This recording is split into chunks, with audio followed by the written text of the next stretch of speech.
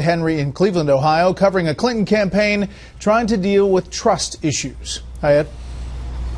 Good evening, Bret. Clinton came here to Ohio because Democrats delivered a major victory for her in 2008. She said today they lifted her when she was down. Well, she's falling down again, so tonight she's lashing out.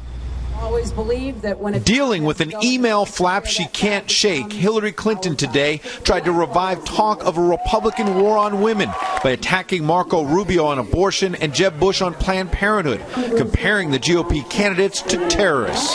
Extreme views about women, we expect that from some of the terrorist groups. We expect that from people who don't want to live in the modern world. But it's a little hard to take coming from Republicans who want to be the president of the United States. The Republican National Committee charged that attack was, quote, a new low for her flailing campaign. She should apologize immediately for her inflammatory rhetoric.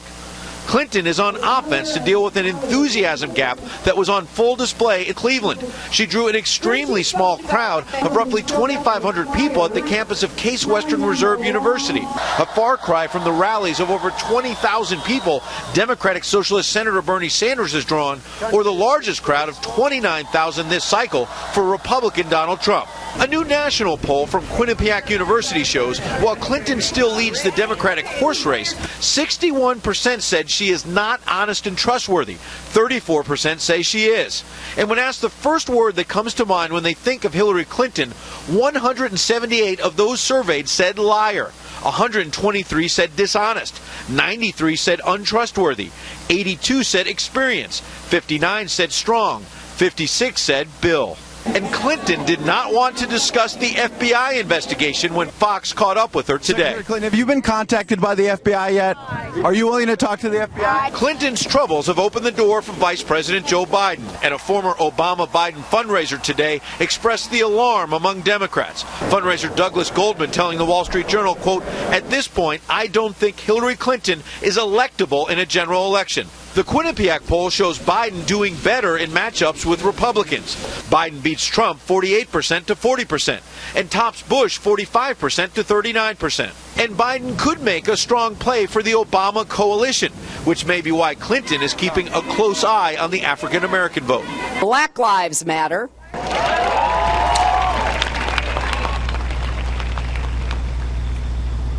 Now, late today, the vice president met with the AFL-CIO president, Richard Trumka. The labor union has not endorsed anyone yet. That could be a difficult sign for Clinton. Meanwhile, the Washington Post has just posted a long investigative piece about close Clinton aide Huma Abedin. It's charging that she had all these overlapping roles that allowed her to do work at the State Department, the Clinton Foundation, and the private consulting company Teneo. Republican Senator Charles Grassley has just fired off a letter tonight demanding answers about what he sees as a major conflict of interest, Bret. You know, Ed, about that Washington Post report, it centers on details about Clinton's final trip as Secretary of State. So what are we learning about that tonight? Right, and in part it focuses on a dinner in Dublin that Huma Abedin set up for Secretary of State Clinton that included, get this, donors to the Clinton campaigns, donors to the Clinton Foundation, executives of the consulting firm Teneo that Abedin was also being paid by. She was setting all of this up on her State Department official email account. All of this reporting by the Washington Post based on previously unreported documents obtained by conservative activist David Bossie in a lawsuit. Fox tonight has just obtained some of these emails from Huma Abedin. We'll be bringing you more details tomorrow night, Bret. More to come. Ed Henry on the trail. Ed, thanks.